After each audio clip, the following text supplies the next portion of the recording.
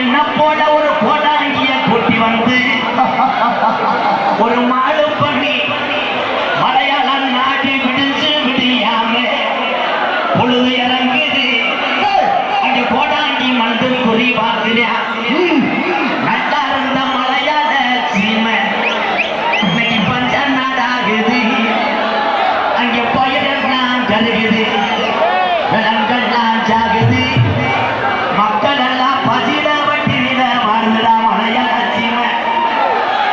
இந்த பஞ்சவர காரணம் என்ன? இன்னைக்கு 60 பிள்ளைய கொத்த பிள்ளையா உருவாகி நிற்கிறா. இது பொல்லா கரும்புடா கருப்பு யாரடி எங்கடா. இந்த கரும்பு சங்கிலில கட்டு நாதன் கட்டு கடங்காது. இந்த கரும்பு நாட்டில இருந்துச்சுன்னா நாட்டை அடிச்சு போடு என்று சொல்லி உன்னைய விரட்ட வழி தெரியலே. உன்னைய மலையாளத்தை விரட்ட வழி தெரியல. அதின் மரம் புலந்து ஒரு வெங்கல பெட்டி செஞ்சு அடைச்சுட்டாண்டா மலையாளத்தை பெட்டிக்குள்ள கருப்பல. அப்ப வெட்டி கிளம்ப மறுக்குது. அப்ப பெய்யாத மழை பெருமழை வேண்டுடே குத்தி கிளம்புதுடா உன் பெட்டிய. என் மரட்டாட்டு தண்ணியில என் கருப்பு பெட்டி வருதுடா கண்ண தனியா உதையில. அங்க கரவுரண்டு ஓடுது அந்த ஆறு உன் பெட்டிய அலமோதுடா. உன்னைய செல்லமாக வளர்த்த மலையாள நாடு உனக்கு இங்க இருக்க இடம் இல்லை என்று. அப்ப அண்ணன் கிளம்புறியா. நாங்க ஏழை கண்ணிமார்கள் என் தொட்டிச்சிய காணாமுடா. என் தொட்டிச்சிய காணாமுடா. நீ மலையாளத்து தொட்டிச்சி அண்ணே இருக்கிற இடத்துல நான் இருக்கிறேன் என்று சொல்லி என் அழகு மலை காடு என் அருவி மலை சோங்க அந்த 18 நாடர்களை அந்த அழகு மலை மலைக்காட்டுக்கு கொண்டை அடிக்க வருங்கால மலைத்தாத்து தண்ணீர இறங்கின உன் பெட்டி திரும்புதடா அழகு கோயில் எல்லையை நோக்கி. அந்த 18 நாடர்களைய 18 படிக்கட்டாக்கி உட்கார்ந்தாண்டா 18ஆம் பையன மலையாள நாடு விட்டு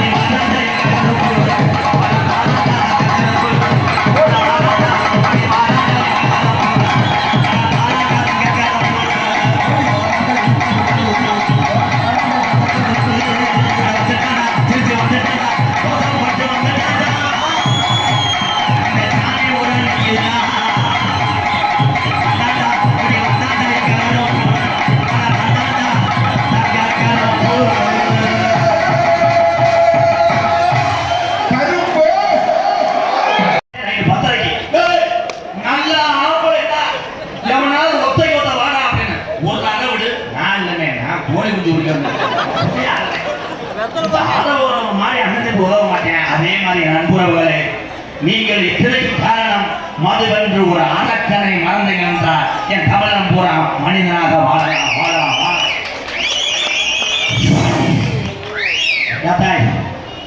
பொம்பளையாளுக்கு நீங்க சொல்றியாக்கா, வீட்டுக்காரர் குடிக்கிறாரு, நம்மளை குடிச்சு விட்டு அடிக்கிறான்னு சொல்லிட்டு நீ கோயில் குளத்துக்கு போகாத, உங்க அப்பா ஆத்தா உங்க அண்ணன் நம்பியெல்லாம் போன் அடிச்சு ஆள் சேர்த்து உன் புதுசை அடிக்காத. நாளைக்கு இன்ஸ்டாகிராம் ஐடி திரைப்பட நடிகர் எம்கேஆர் ராதாகிருஷ்ணன் நிகழ்ச்சி தொடர்புக்கு அருமையை 1,00,000 சப்ஸ்கிரைபர் தாண்டியது.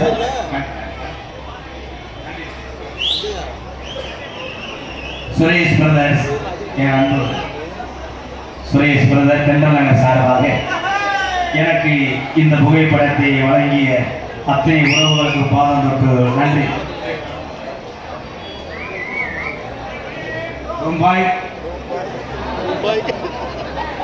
இந்த கசகசப்புல எதுவுமே பேச முடியாது. நோட்டீஸை வாசிக்கிறேன், அப்புறமே நான் எங்க ஏறி வந்து கிடைக்கிறாங்க. நேற்று ஆத்தாவை கூப்பிட்டோம், ஆனா இன்னைக்கு 18ஆம் படி கருப்பனை இங்க நிப்பாட்டி விட்டு நோட்டீஸே படிப்போம். ஹலோ, கருப்பை இங்க இருக்கு. இந்த கருப்பை எங்க பிறந்துச்சு, இந்த கருப்பனை எங்க எடுத்தாங்க, எங்க கண்டெடுத்தாங்க, எதுக்காக அழகு மலைக்கு வரணும், வர வைக்க உண்மையான ஜாமீனா அப்படி புரிஞ்சு அப்படி வந்துடும். அப்படி வந்து மேலாறு கோயில போய் திருநி பழம் இருந்தா கூட பழத்தை போட்டு நாங்கள் ஆடி வந்துடுறேன். உண்மையான ஜாமீன் கருப்பு. வடக்கே வளநாடு பழி கொண்ட நாடு, பெத்தையா திருநெல்வேலி ஜில்லாவா தட்சிணா பூமி அராம்படி கோட்டை 7,000 பொண்ணு மேற்கே மலையாளம், அது தொன்று தொட்டு மலையாள நாடு. அந்த மலையாள நாடு முப்போதும் விளைஞ்சி செல்வம் செழிப்பார்ந்த மலையாள சீமை. அங்கே விலங்கெல்லாம் செழிக்குதுலா, மக்கள் எல்லாம் பசி இல்லாம வாடுது மலையாள நாட்டில். அங்கே அரசாட்சி செய்து வந்த அரசனுக்கு அங்கே பேரு சொல்ல ஒரு பிள்ளை இல்லை. அப்ப காசி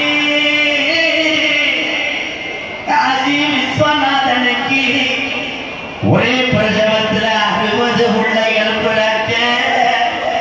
அப்ப மலையாளத்து அரசு, காசி விஸ்வநாதா உனக்கு 60 பிள்ளைகள் பிறந்திருக்கு, இதுல ஒத்த பிள்ளைய பிரிச்சு எனக்கு தாரமாத்து கொடுடா. இந்த மலையாள நாட்டை எனக்கு அப்புறம் ஆட்சி செய்ய ஒரு வாரிசு இல்லடா.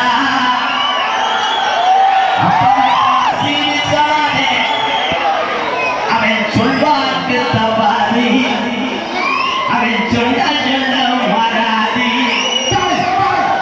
நான் 60 பிள்ளைய விவரம்